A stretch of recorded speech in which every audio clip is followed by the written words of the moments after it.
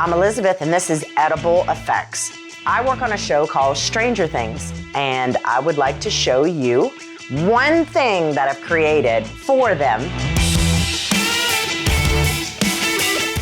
Today, I'm gonna create a rotten apple.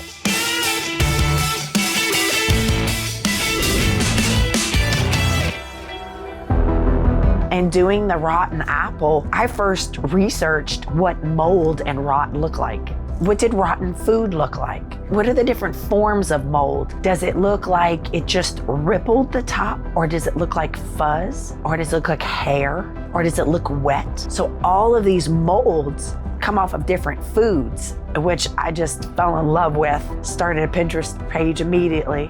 When a food starts to rot, where does it start rotting at? Is it the top, the middle, the bottom? If you look at why all food has a skin on them, the skin acts as a protection to the inside. So your rot in your mold is always gonna start at the weakest point. First thing I do is I take the apple and I look at the way it naturally sits. I lay it on its side and I see where does it naturally wanna sit.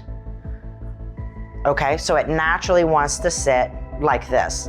Okay, so this is how, in some jobs that I'm asked to do, they want me to create a product that's not gonna be eaten, but it has to have a natural food element to it. So sometimes in creating rot, part of it will be real and the other one is built onto it. I've done some things to break it down to make the process of rotting visual. So you can see it here. Now we're going to create a rot look. This recipe is sacred to me. I'm not gonna share the ingredients, but I will show you how my mind works in putting things together. So I have these ingredients, and all your foodies out there, y'all are all zooming in, taking bets if you can guess what's in it.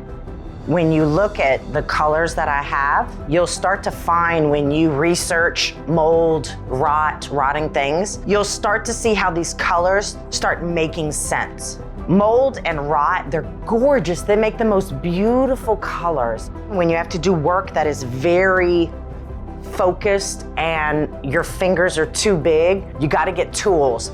Now in EdibleFX, there's no rules for what tools I have to use. These are dentist tools. Found them at an estate sale. They're part of a whole pack. It helps me with the detail that I can't do by my hand.